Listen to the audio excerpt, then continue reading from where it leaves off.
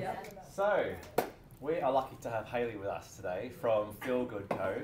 Hayley has loads of qualifications and her work can be featured in the press, on TV, etc. So, thanks for joining us today. We appreciate it. Pleasure. Thank you for having me. Hi, everybody. Thank you so much for having me. I'm very excited to be here. I understand this is the first Feel Good Talk with your guys' group, so hopefully things will go well. I like to try and keep my sessions interactive, so please do stop me if there's a burning question. You know, we are going to have to sort of squeeze time a little bit, but I will do that as best as I possibly can through the pacing of the decks. I've got lots of interesting information that I obviously want to share with you guys, but more important than what I have to say is what you need to know. You know, so if there is something that you desperately need to ask me, please ask it, because it's important to me that you walk away with something that really serves you going forward out of today's session, rather than something that I just feel I need to chuck out there and that you need to know. For those of you who don't know me, which I'm assuming nobody in this room does, because I'm not that famous yet. My name's Hayley Pedrick. I'm a nutritional therapist. I run a private clinic on Harley Street. And I see the work that I do within the corporate realm, so the keynote speaking, as being very much the foundational education that needs to happen within the masses, because there's a lot of misunderstandings, if you like, and there's a lot of sort of misconceptions about what a healthy diet is. And a lot of the bodies that show up in my clinic, I really strongly feel that if they just had a little bit more education, they wouldn't even be there to begin with. You know, and then that means that the people that are sitting there really need to be there, and they've got health niggles that we need to clear up, or some sort of element, if you like, of their diet and lifestyle that needs to be personalized, and that's where all the juicy work happens. So I am here today to share with you as much knowledge as I possibly can. We're talking about the topic of superfoods. It's really trending, you know, at the moment. Superfoods are an enormous sort of market, if you like, in terms of the nutritional realm. I really feel that it's a market that needs to be demystified, if you like, because a lot of people feel that a superfood has some magical qualities, you know, that if they eat this superfood, they're going to get either better energy levels, or they're going to somehow be able to prevent certain types of diseases from occurring.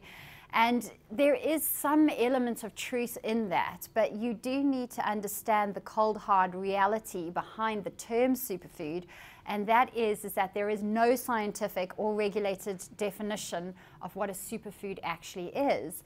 And in fact, the term superfoods was created around about World War I by a marketing agency. Okay, so, you know, you guys, I'm sure, would be familiar with a little bit of spin. And that is exactly what these guys did. There was a shipment of fruit, which was a shipment of bananas that happened to be imported by the United Fruit Company in the United States of America, and they needed to shift their stock. Sound familiar? And so it was put upon the marketing agency, you know, how on earth do we get rid of this enormous shipment of bananas? And somebody came up with the idea that they would be able to sell them on the basis of the fact that they were a superfood, okay, because bananas were cheap. They were nutritious in that, you know, they gave loads of vitamins and minerals and other nutritional sort of elements, a little bit of fiber within that. They are neatly packaged by Mother Nature. They're really hygienic, aren't they? They come within their own skin. And so they used all of these elements to basically market the bananas to the public. Now, really luckily for them, at the same time, the medical journals picked up on this term superfoods, because they were doing a whole lot of research around bananas.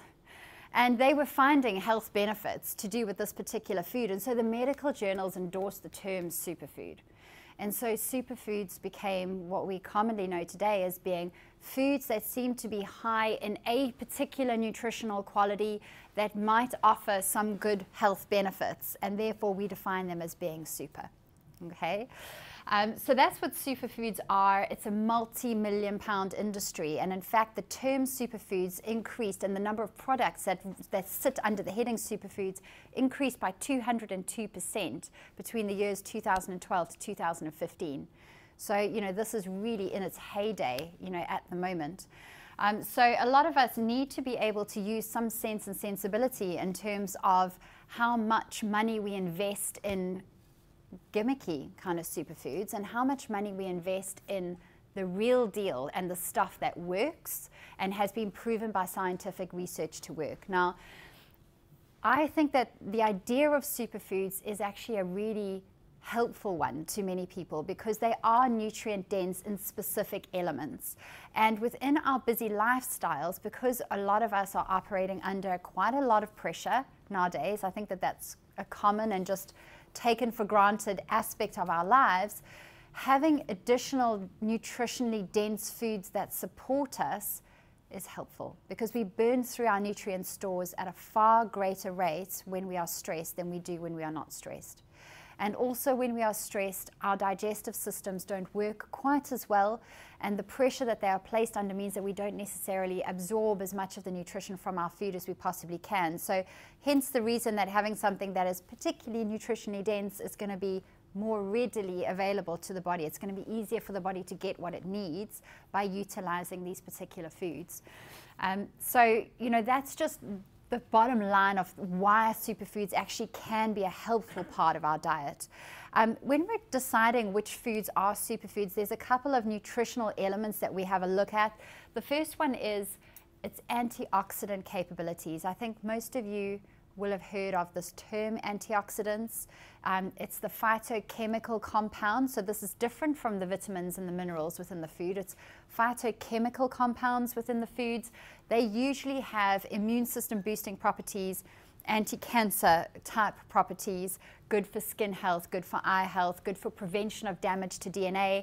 And when we have a look at superfoods, a lot of foods in order to qualify as a superfood need to have and a high rating on the RX scale, which is the oxygen radical antioxidant capacity of a food. Okay, so it basically quenches free radicals.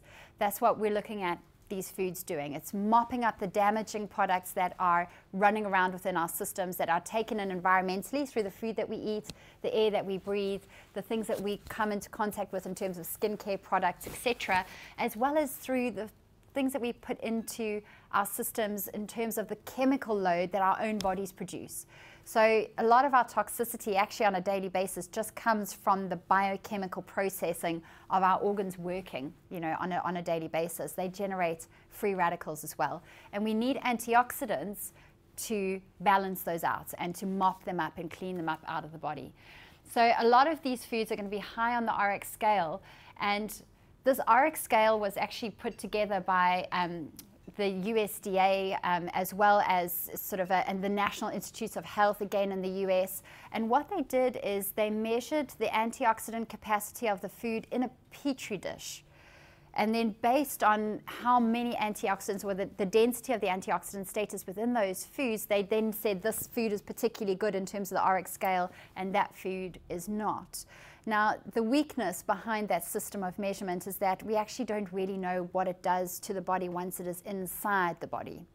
So we can say that blueberries, for example, you know, the production of blueberries doubled once it became high on the RX scale, because all of a sudden nobody, you know, everybody wanted blueberries. Nobody could get enough of them because they are so protective in terms of anti-cancer compounds and anti-inflammatory compounds. And actually blueberry production doubled, and then it's continued to rise, you know, from that point going forwards, all because of its ability to have these good antioxidant status. But once it's eaten and it's in the body, they actually are unsure as to how much we'll get out of that particular blueberry. So it's a little bit dodgy as a measurement, all right, but it has some value. So we can logically assume that it's going to be beneficial, but we don't actually know it. It's scientifically unproven, the RX scale sort of measurements, method of measurements. However, we do know that there are certain ways that we can enhance our antioxidant capacity, and one of these is by making sure that we have at least 3 handfuls of vegetables every single day in terms of, and they've missed a term out there, sorry, it should be green vegetables. At least 3 handfuls of green vegetables. That would be a very typical dietary prescription that I get people to aim for, especially if they are looking at enhancing fertility, for example. Okay, this actually enhances your folate status, and that is protective of DNA, and it protects against things like spinal bifida. So it's going to go for people that are looking at optimum levels of health, right? So athletes would be another sort of base of clients, if you like, that would really benefit from having 3 handfuls of green vegetables every single day. And then the next part of it is that above and above that, we need to start bringing color into the diet. So you've heard of the term eat a rainbow every single day. I think that's quite hard to do. Personally, I find it really difficult to bring a rainbow in every single day, but I can bring a rainbow in across the course of the week. And definitely orientating your shopping and your basket to having different colored vegetables does help make sure that you're bringing in all sorts of different nutritional elements. Each color has got its own protective compounds. They're all different, which is why we need the variety, right? The other thing that we can do, and that I've measured on a lot of labs that makes an incredible difference to people's antioxidant capacity, is drinking green tea. I wish it happened with drinking coffee. I really do. Like, I prefer coffee over green tea, even though it doesn't really do my system all that well. Green tea, however, is the way forward. So 4 cups, that's all you need to achieve across the course of a week in order to raise your antioxidant status. It makes a profound difference. So do think about that. You know, when you're looking at substituting your coffee, substituting it for a cup of green tea 4 days a week is going to be really helpful. And then the other thing is bringing in spices. So things like cinnamon, turmeric, oregano, thyme, and actually peppermint and spearmint as well all have really good levels of antioxidant status that will help again to enhance your health. So, so those are some of the major sort of antioxidant tricks and tips. Yeah? I have a question. What's your opinion about supplements? Because quite often maybe you cook something and turmeric or cinnamon doesn't fit to it. And you can buy all of this stuff in pill form. What's your opinion to that? Well, supplements are there to supplement a good diet. So what I can honestly tell you is that the body, the cellular body, receives nutrients better in a food state form. So a lot of supplements are synthetic versions, so they're chemical, man-made productions of vitamin C, for example. And also supplement companies, and particularly if you're buying low-grade quality supplements, like from the supermarket would be a typical thing, or Boots or Holland & Barrett is another one.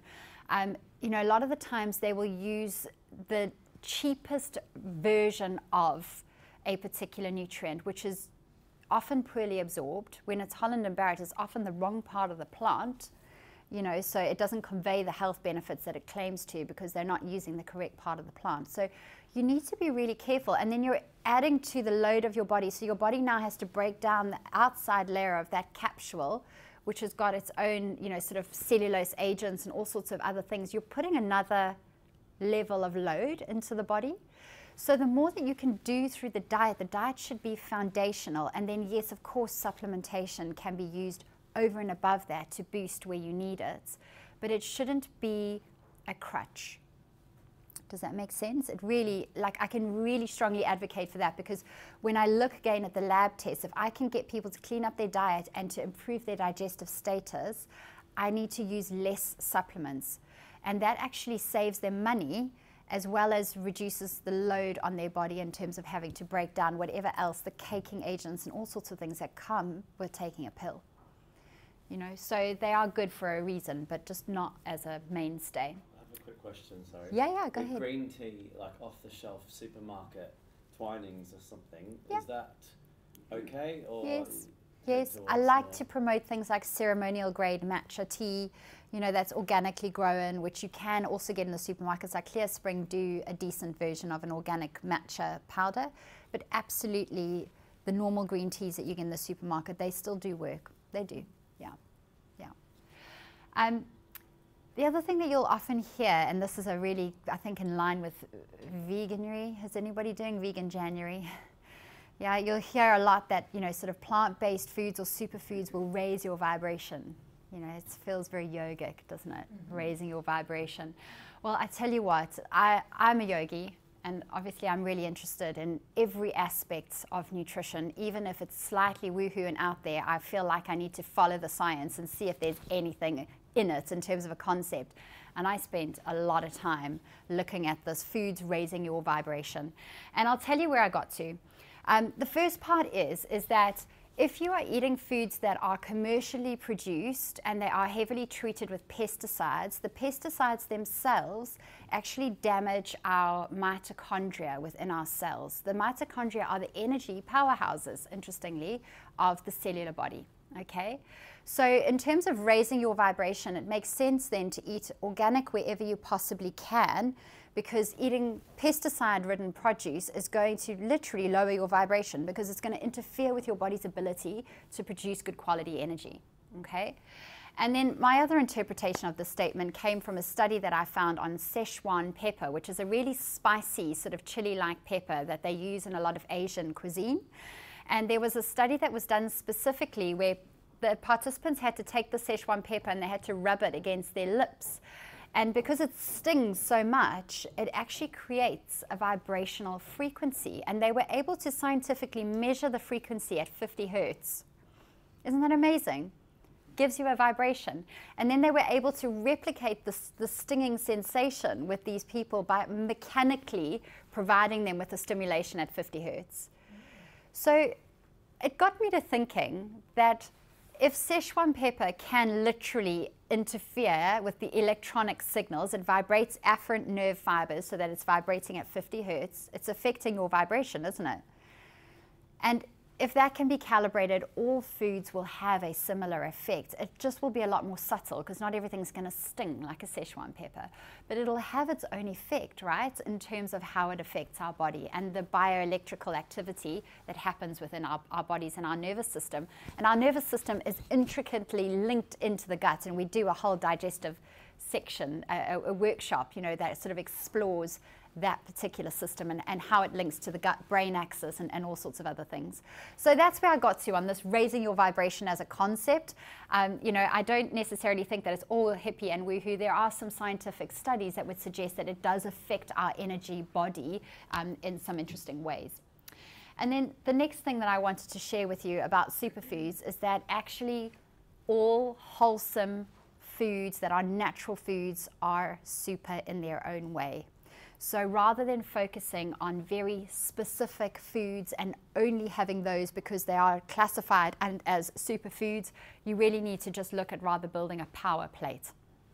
So the power plate would look like at least 50% of our power plate would be fruits and would be vegetables. Okay, 50% roughly should be vegetables on a daily basis. Definitely going to get your greens in there and hopefully one or two other colors just to bring in that whole antioxidant elevation, if you like. And then over and above that, you'd be looking at about a quarter of the plate is going to be your protein.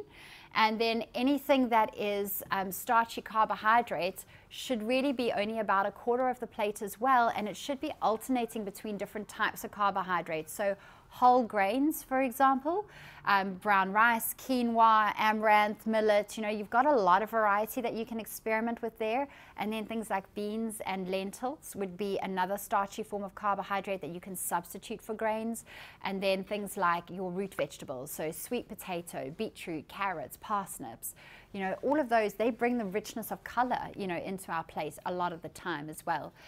So that is important to remember. And then does anybody know about the new level of how many plants we should be eating on a daily basis? So how many portions of veg for health? Because it's, you know, everybody goes, oh, 5 a day. But 5 a day actually had no scientific evidence. Yeah, 10 a day. 10 a day. Isn't that crazy? Like 10 a day. Yep. Yes. Yeah. And actually, so I was talking about this in my presentation this morning. I am a body who dislikes fruit. And the only fruit that I do like eating is stuff that it's not considered overly healthy for you if you eat it on a regular basis because it's very sugary. So I grew up in banana country. So I eat a lot of bananas. I like pineapple and I call them lychees. You guys call them lychees. Okay, let's agree to disagree on that one. So, you know, those kinds of things are the things that I would want to have as a fruit and some berries, but anything else, and I'm just like, oh, quite frankly, no way. So what I do instead is I just add an extra portion of vegetables because I really like vegetables and it's a way of replacing the nutrients that I would get in a healthy format very similarly. Yeah, so you can get away with not eating fruit. You should limit your fruit to 2 portions a day or less. And then if you've got an insulin resistance condition like polycystic ovarian syndrome would be a very typical one, or a type 2 diabetes, actually we would look at no fruit, would be part of that person's protocol in order to get them back onto better health.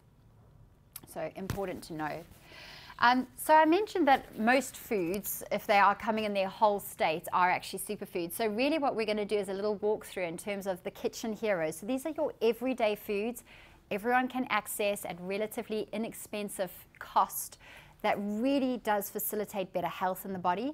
The first one that I like to have a look at is your cruciferous vegetables. So we've got kale up here as an example, but broccoli, cauliflower, Brussels sprouts, bok choy or pak choy is its other name.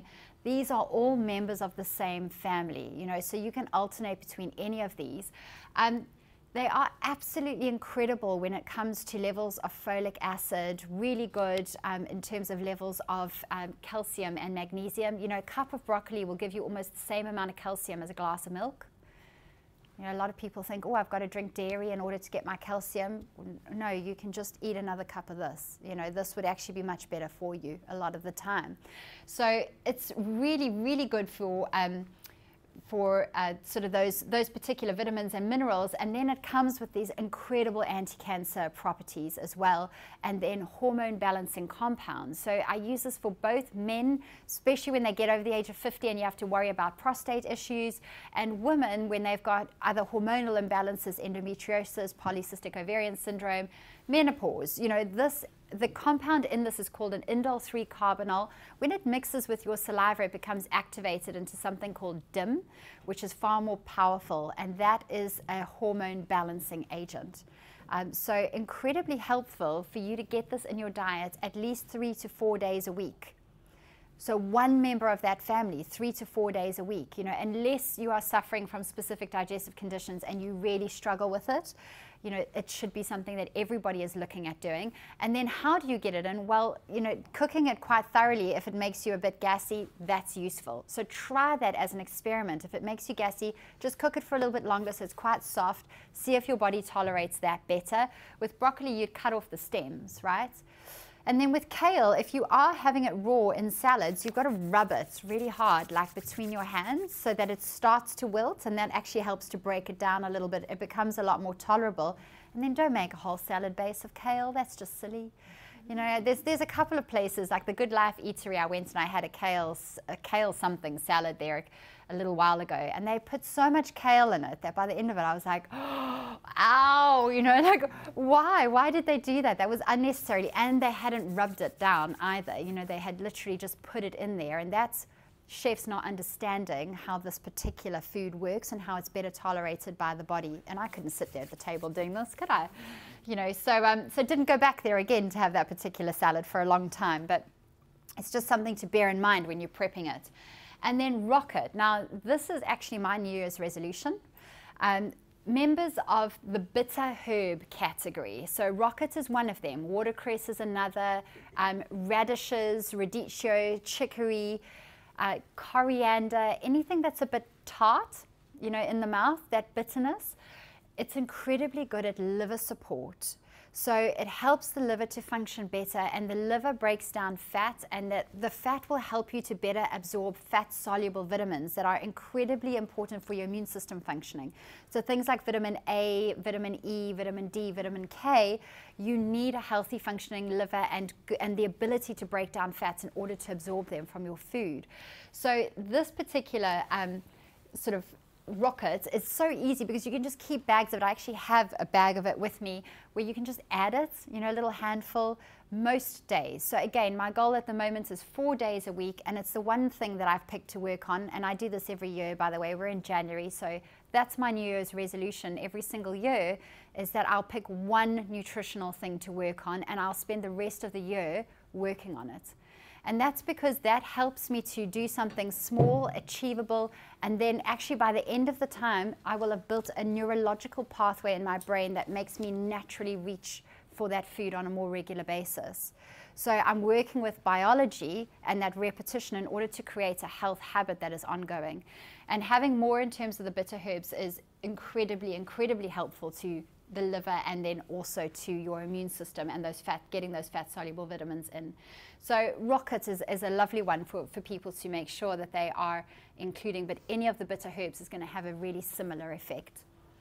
And then tomatoes I wanted to include in this presentation because we eat them so often. You know, a lot of times I think people they become really unimaginative, right? It's so easy for us to eat the same things over and over and over again because they're in the supermarkets and we don't really think about it. We can just go and pick it up and we think, okay, well, you know, that does my red. Tick, done, you know, tomatoes. But if you overeat this particular food, it's a member of the nightshade family.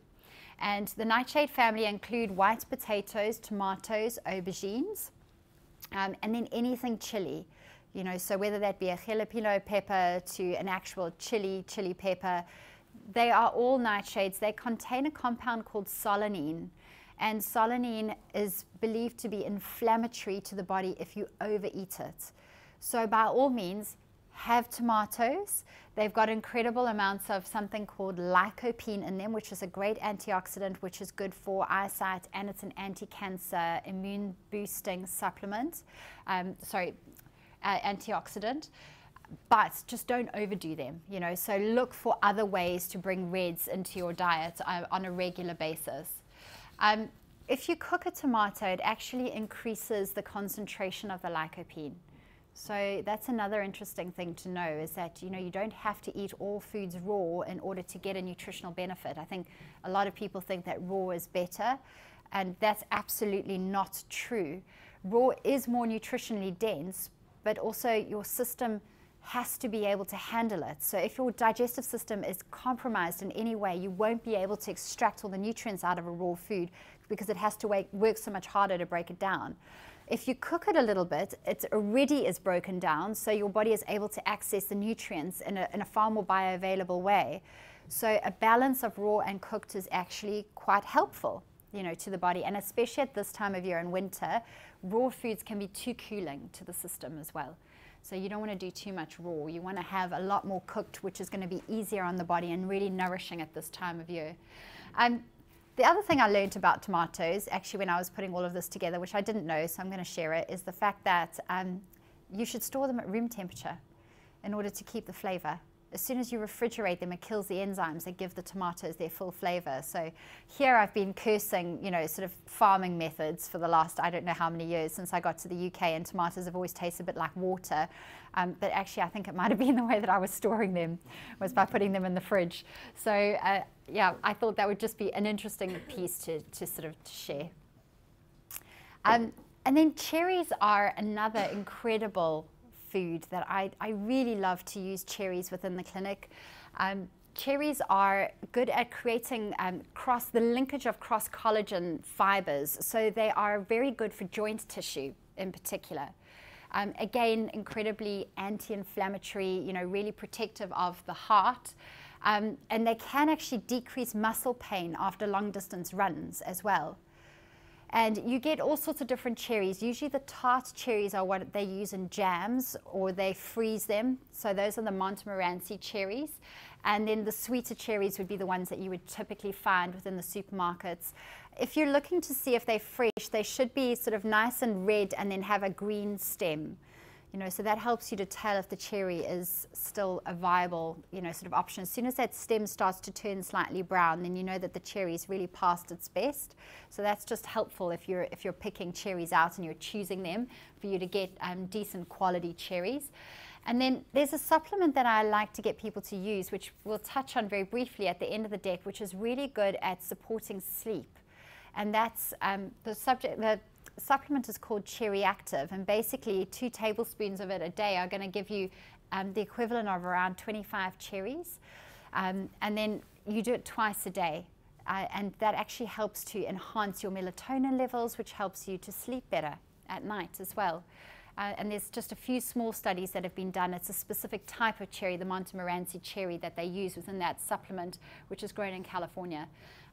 But it's a really helpful one to know, you know, if people are looking at getting better quality sleep. Yeah, and then we have a look at things like your squashes as well. You know, I'm forever looking at ways to bring yellow foods into my diet. I think yellow foods are quite hard to come by. You know, parsnips would be one of them, peppers, but peppers are part of the nightshade family, so you don't want to overeat peppers. So summer squashes are actually quite nice just in terms of getting a little bit of roundedness, you know, into the diet. And then these things, we actually can also use the flowers, you know, as salad toppers as well. And believe it or not, it's the seeds that are going to give the most sort of potent antioxidant benefits as well. So you really do want to make sure that you're eating the whole thing, you know, not just skinning them and just eating the flesh off as well. So those are another one that's interesting to kind of keep in mind. And then sweet potatoes. Has anybody noticed how everywhere is serving sweet potatoes now? And this is a big trend because sweet potatoes are a huge superfood. They're actually incredible at adrenal support because they've got really good levels of vitamin B5 in it. And if your body is deficient in vitamin B5, your adrenal glands start to atrophy. They literally start to shrink. So sweet potatoes would be one of our favorite foods to sort of bring in, if you like, as a source of support. They're also really high in sort of a precursor to vitamin A, which is called beta carotene. So again, excellent for immune system function. And believe it or not, the raw versions and the steamed or boiled versions are lower in GI than a white potato, so lower in sugar than a white potato. However, when you bake them and you fry them, it actually dehydrates and concentrates the sugars in the sweet potato, and then suddenly a sweet potato becomes higher in sugar than a white potato. Isn't that interesting? So actually having sweet potato fries or a baked sweet potato instead of a baked white potato is suddenly dubious in terms of its health benefit when you compare it to just having a good old spud, like a normal white spud. So I really wanted to share that with people because I think a lot of us are making the choice of doing sweet potatoes, and I know I definitely fell into that trap. I was buying big bags of, you know, sort of sweet potato chips as a shortcut for when I want to do a quick and easy meal, you know, for kids and I'm really low on time. And I was making the same mistake that I make up, a lot of you guys have been making, you know, and that having sweet potatoes would be better for them. And aside from getting better levels of that nice beta carotene, which is what gives it its orange color, I wasn't really doing them any good. In fact, the nutrient spectrum between the two different types of potatoes is pretty similar, bar the beta carotene element of it. You know, so that's something that I think is very important to know. We can bring the good old white spud back in. And particularly if you are going to use the white potatoes, experiment with the different types. You know, you get them where they've got, I was using rooster potatoes the other day, which are a white potato, but they've got like a red skin on the outside. And you can get sort of cornflower blue potatoes as well. Those have got high antioxidant status in a way that is very similar to the sweet potato. And they make a great roast potato to go with roast chicken dinner on a Sunday, don't they? You know, and then if you're going to have it as a baked potato, you just take out about a third of the flesh. So then you take, the flesh is the really sugary, concentrated sugary part of it, which is not particularly nutrient dense. Most of the nutrients are in the skin. You take that out, you put protein filling in there, you know, and then that way you're actually making sure that it's a far more wholesome kind of meal when you're having the white potato. So I thought that was quite a good one for people to know about. Radicchios are a lovely way to get the nice reds back into the diet, reds and purples. You know, so this one is a fantastic accompaniment in a lot of salads. You can actually add it into like baked rice, you know, like if you've done a risotto style dish, it works really well in that. And it's got the bitter herb in it. This is another one of the bitter herbs that you can use. It actually goes quite well with citrus as well. So if you're putting it into a salad raw and you're using some citrus fruits within the salad, then it works incredibly well as an accompaniment. It's got really high doses of sort of a compound which has got sedative and pain-killing effects if you take it in huge doses as well. So isn't nature amazing how she literally put the medicine in the food? You know, it's pretty unbelievable.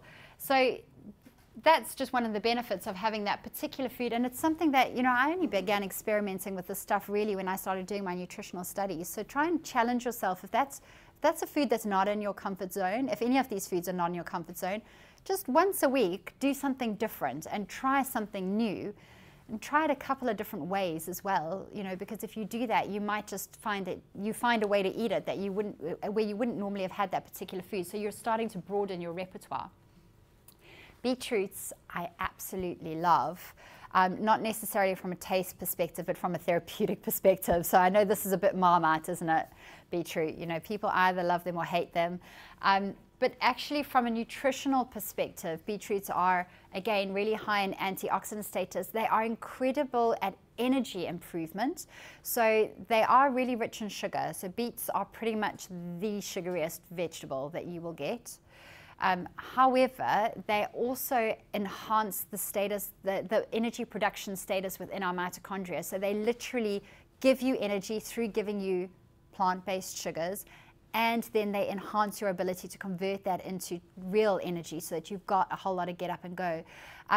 They are good blood building nutrients as well, quite good for iron. In particular, the leaves are actually quite good for your iron levels. And they are used by a lot of athletes actually to enhance performance because of their ability to improve the iron in the blood, which is it gives the blood its oxygen carrying capacity. You can literally get enhanced oxygenation to the tissues, including the brain. So beetroots are quite a good idea, you know, and if you are really into it, you can do things like beetroot shots in the afternoon, would be quite a nice afternoon snack in the summer if you're looking at energy enhancement and getting your brain back online instead of coffee.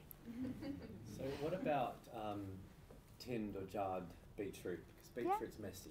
Yeah, it is. You don't really want to cook Yeah. it because of that. Exactly. So any way that you want to have it, whether you want to pickle it or, you know, if you are cooking it, actually just washing the skins off, shoving them in the oven, baking them, and then I put some kitchen gloves on. You can just squeeze the skin off, and that's all the prep that's kind of needed.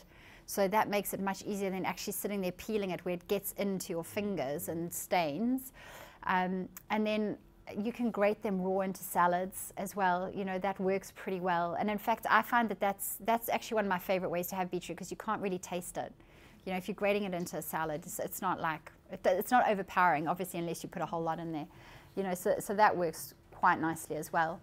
And then there's a Russian soup, which is called borscht, you know, which a lot of Russian people will prepare, and that's got beetroot, you know, a beetroot base, if you like, which is also it's an interesting way to experiment with it. So it's one definitely to try in a number of different ways.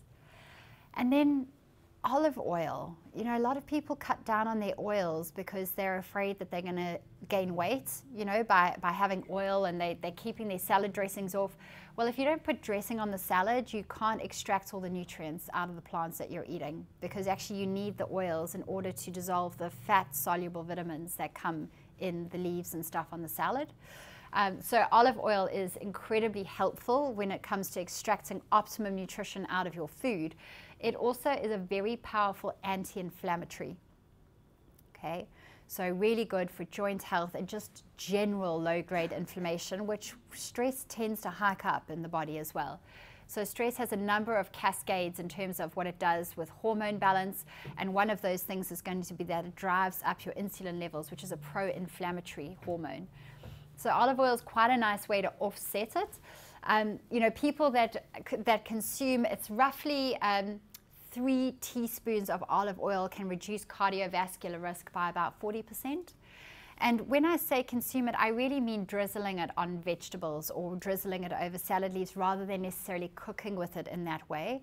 You know, if you're cooking with olive oil, it does need to be unrefined.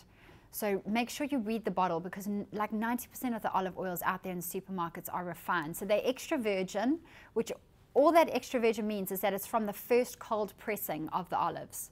Okay, and then they are normally refined, and the way that you can tell the difference is that the unrefined olive oil will look cloudy because it's still got little particles of olive in there, whereas the other one's going to look quite clear. And then if it's a good quality unrefined olive oil as well, it should be stored in a dark glass bottle, because again, light and oxygen turns oil rancid, so it's protecting the oil. That's why they put it in a dark glass container.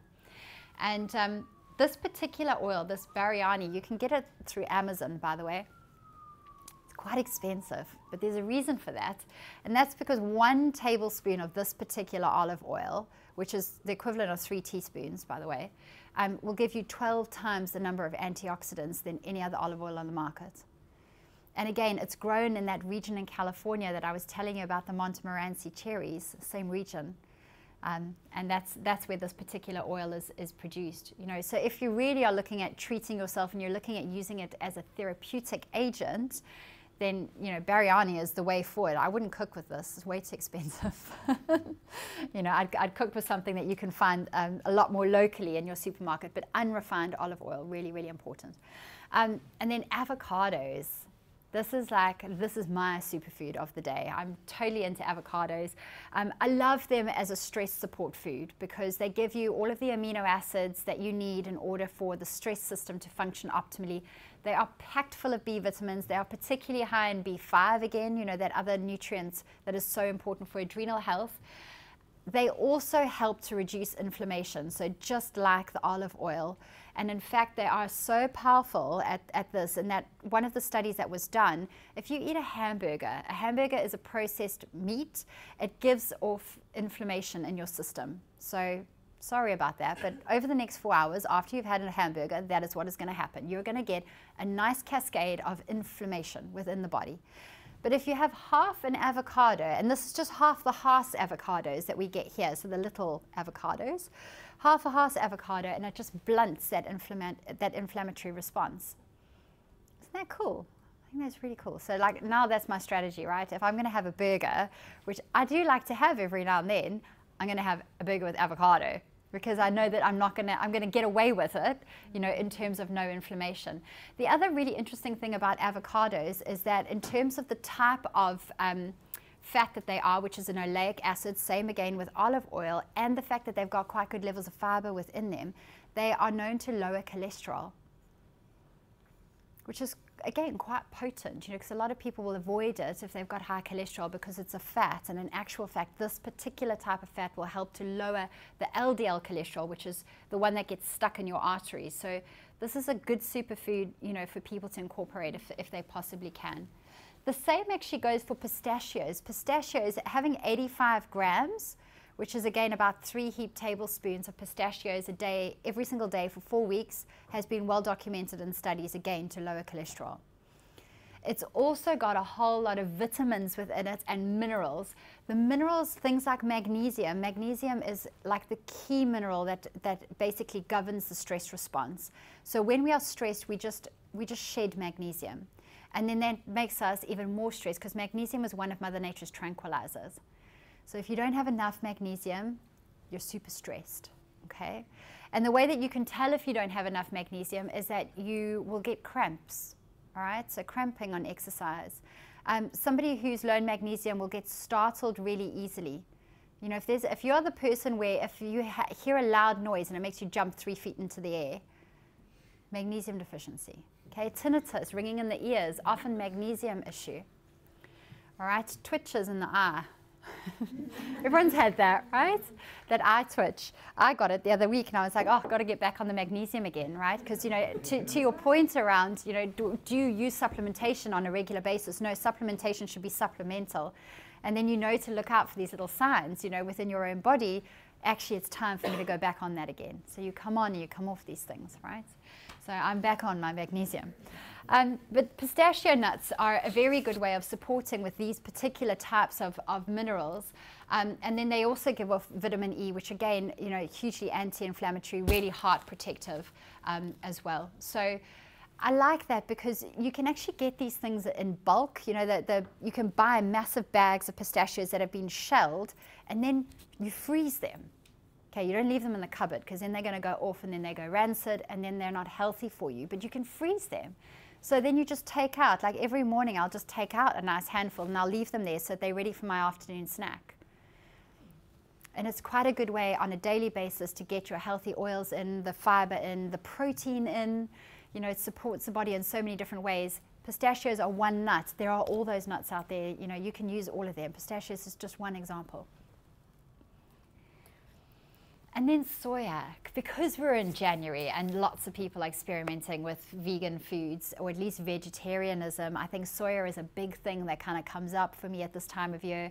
And it's a great protein source. However, I really, really want people to eat decent quality soy. If you're going to engage with this product, you've got to know the ground rules, okay? So soya, it's one of the top 5 food sensitivities. Okay, so if you've got IBS, for example, or you've got eczema, you might find that this is not a food for you. Okay, it's one of the top 5 food sensitivities.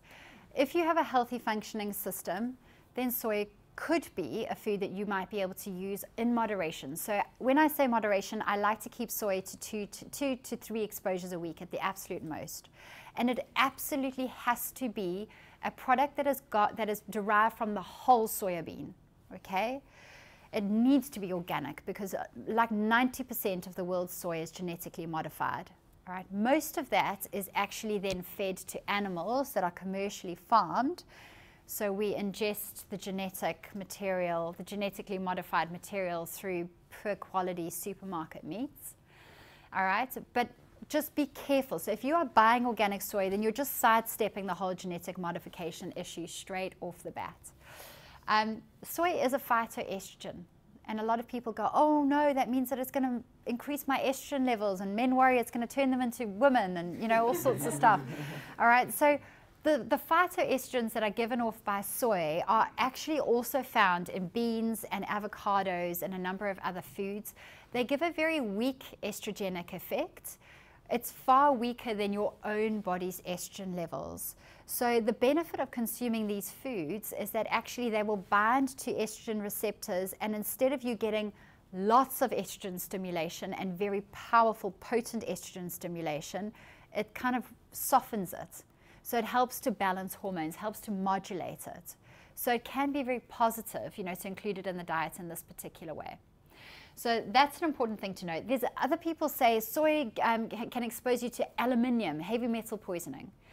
Well, if you are eating products or drinking products specifically that are soy isolates, then yes, okay?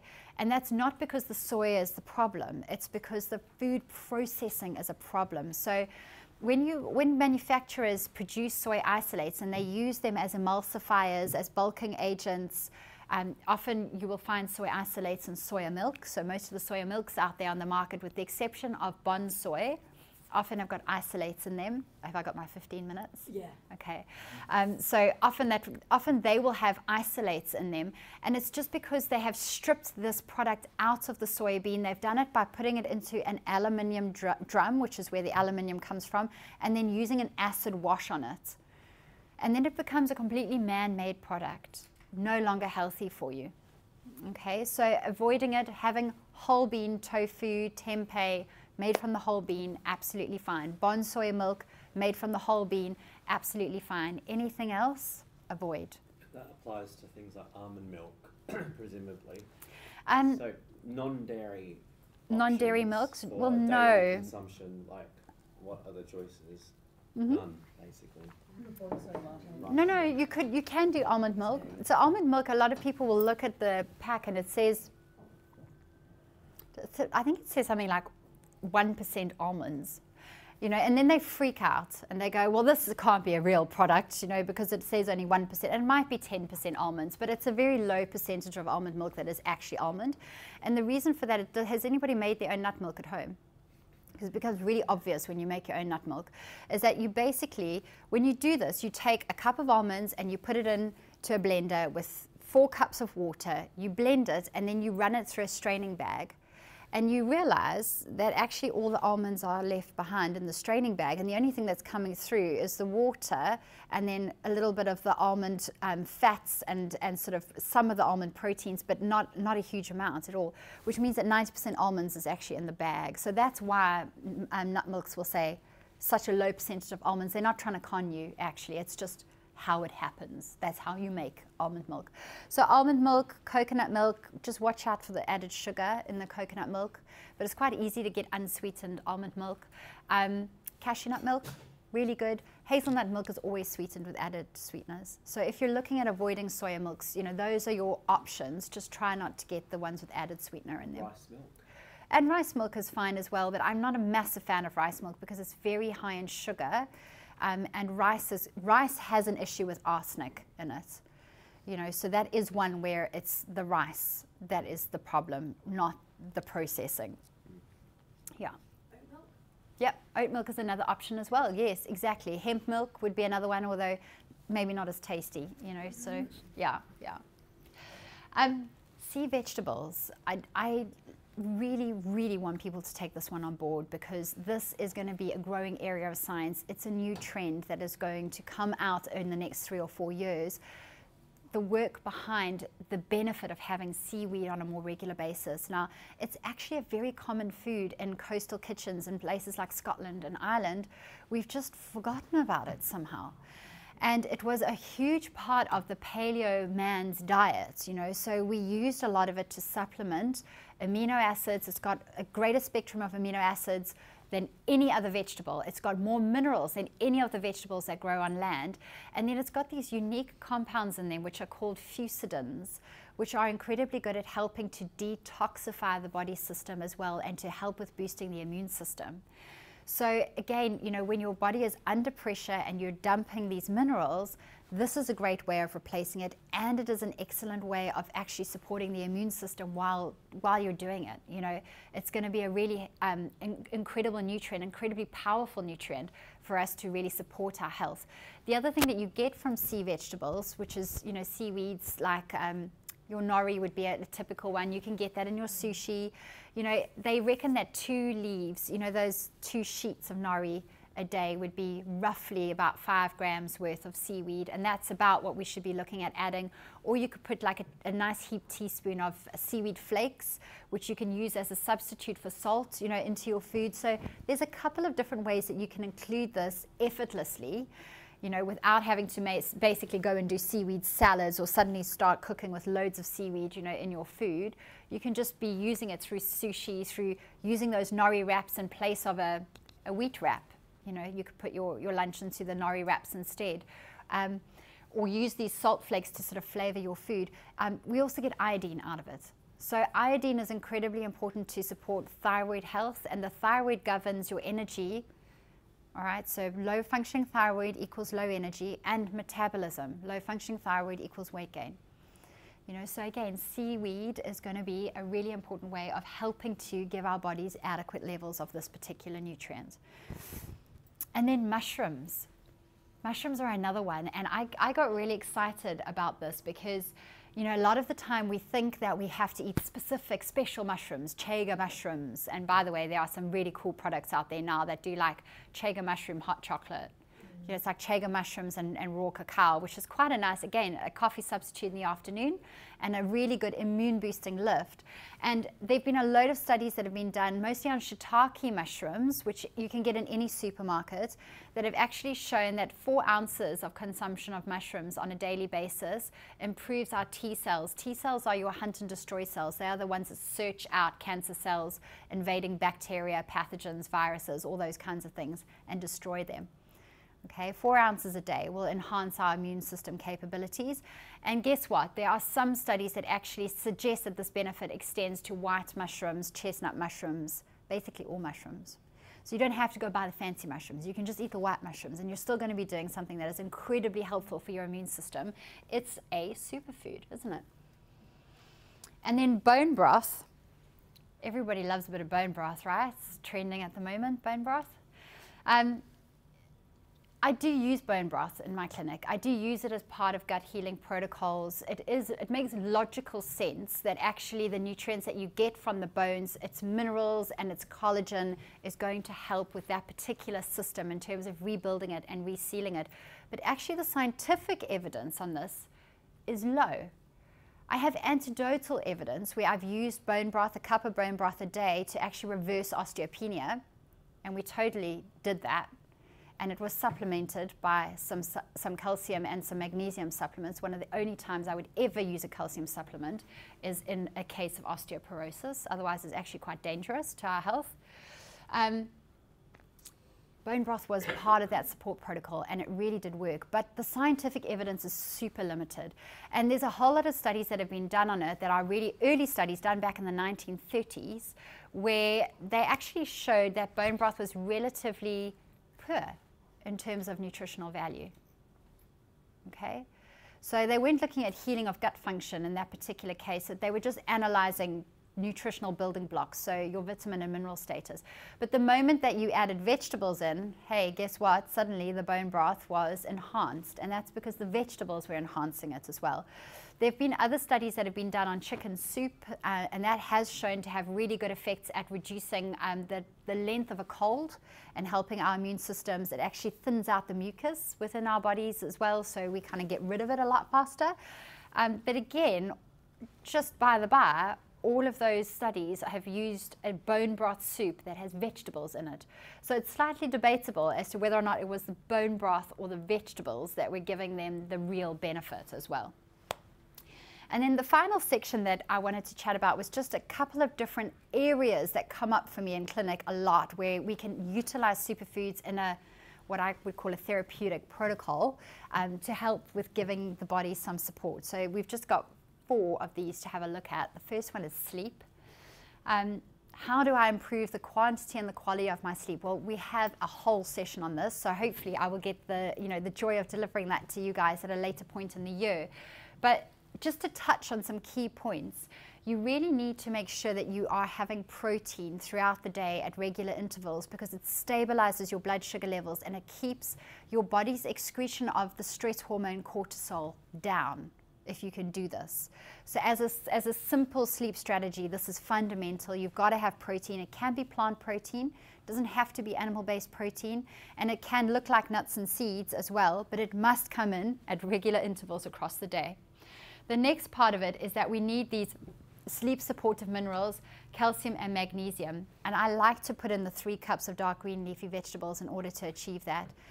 Calcium, I've said it, I'll say it again, do not supplement with calcium unless you have a diagnosed calcium deficiency. It's not safe, okay? Because excess calcium gets deposited in our arteries.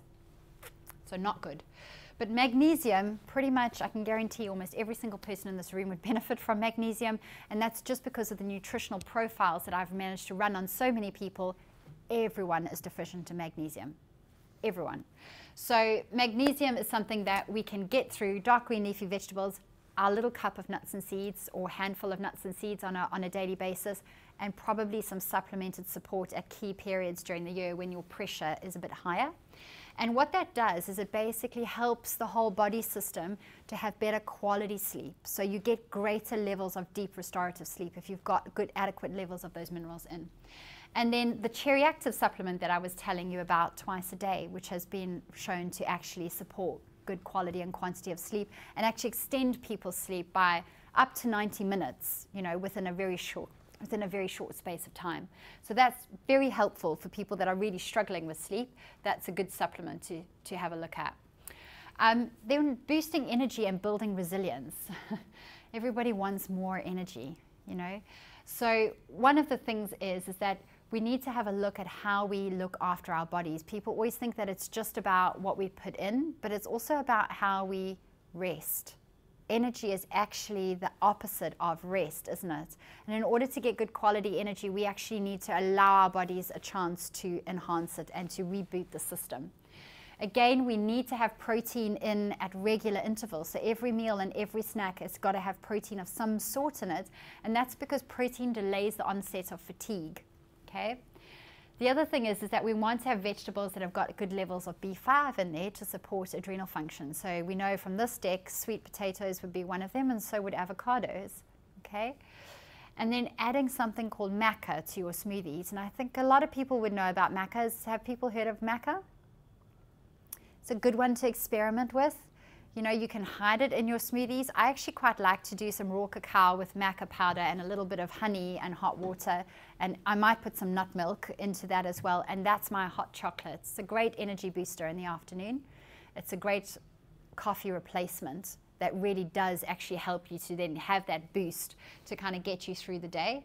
And then a recent discovery of mine is this Greek mountain tea, which is absolutely fantastic, you know, and you just put in 2 stalks of the Greek mountain tea into a teapot, and then having 2 cups of tea daily over a period of 6 weeks actually helps to reduce people's stress and anxiety levels, and it builds resilience in the body as well. So if you're looking for what kind of herbal teas can I draw on in order to help me have more energy and greater levels of resilience over time and better levels of stress handling, this would be a nice one to put in between your coffees and teas, wouldn't it? To help with hydration status as well as to actually deliver good nutritional benefits. And then this, how do I boost my immune system? You know, this time of year, the lurgy is, you know, going around. It's likely to have an ugly rise just before spring is upon us. That's when the germs seem to flourish. So, you know, beware, it's on the horizon, about 6 to 8 weeks' time. So we want to be making sure that we've got all good stuff in our bodies in the interim, right, to prepare us for this change in season where often our immune system is challenged. A tablespoon of coconut oil is highly, highly antimicrobial. It helps you to deal with bugs on a daily basis. So unless you've got very high cholesterol, this would be an excellent therapeutic agent to start playing around with.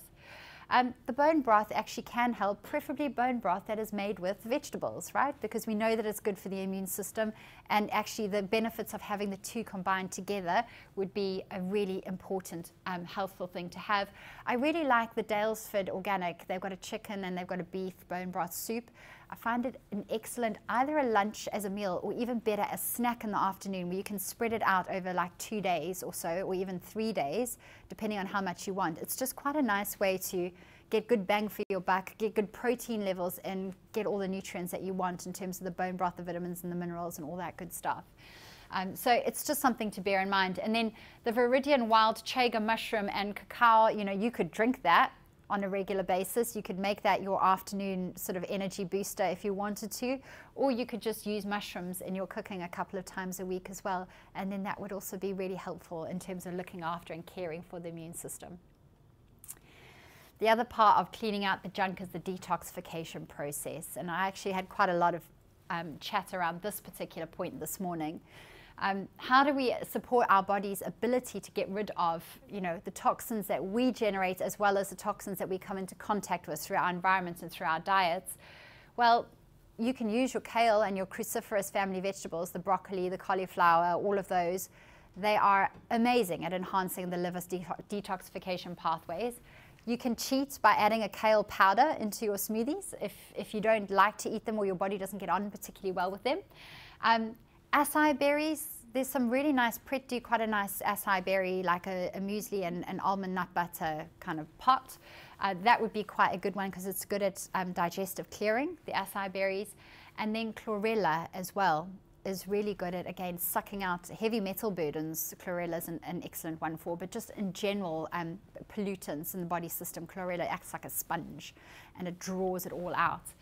So that's another really fantastic food for, you know, people to bear in mind, or it's a supplement, really, the chlorella side of things. So that brings us to the end of the talk today. Thank you very much. You know, this is what a perfect day might look like if you were interested, you know, in sort of how you would feed these superfoods in on a regular basis. You know, I've got the Rise and Shine drink water because actually we've lost a whole lot of water overnight. Okay, so we can be almost a litre of fluid down when we wake up in the morning, and so we need to start replenishing immediately. Breakfasting with some protein, so nuts or nut butter or eggs, you know, depending on what your tendency is, or turkey rashers, you know, would be another thing to do for breakfast.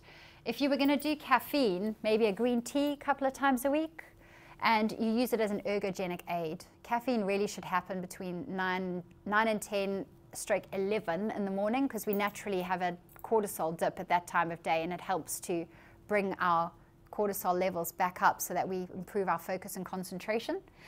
You could have a little snack if you were looking at getting extra phytonutrients in, so this might be where you have a fruit snack. Drinking mountain tea, you know, that could be part of your routine as well. Making sure that you've got good lunches with some good vegetables, lots of bright colors in there, not too many tomatoes, get more creative. You know, looking at some varieties in there, and then stopping drinking caffeine around 3 o'clock in the afternoon to give our bodies time to actually get rid of the caffeine load so that it doesn't keep us awake at night. Power snacking, Bone broth soups, awesome. Protein pots, you know those little power pots that you can get, is it Avocado or Pod is across the road here. You know, they do a lot of those types of things, which can be a good support. And then herbal teas in the evening is really quite helpful. If you have to eat before bedtime, a carby snack is going to be better in terms of facilitating the sleep process, because it gives you the tryptophan that you need to basically convert into serotonin, which relaxes you, and serotonin is needed to make melatonin, which is the dark hormone that helps you to sleep. And then having this unwinding routine right before bed to kind of get you into a nice zone so that you can chill out and have a good night's sleep, because the rest and regeneration element is important to your energy capacity the next day. So I hope that was helpful. Has anybody got any other questions? Me. Yeah. Yeah. I was going to ask, they say we've got a problem with having too much acid in our foods nowadays, and they say you should be eating more alkaline foods and stuff like that. What's your take on that, A, and what are the alkaline foods that you suggest? I hate the acid-alkaline debate. I think it's a nonsense. Just to, you know, sort of. Well, I'll go. It's one of those things where, you know, basically the acid-alkaline debate at the heart of the matter is the fact that you should be having a plant-based diet that has got appropriate amounts of protein in it. That's all it is. And the plant-based diet is alkalizing. But the benefit of the plant-based diet is less about the alkalinity. It's way more about the vitamins, the minerals, and the phytonutrients, the antioxidants that you get out of the foods.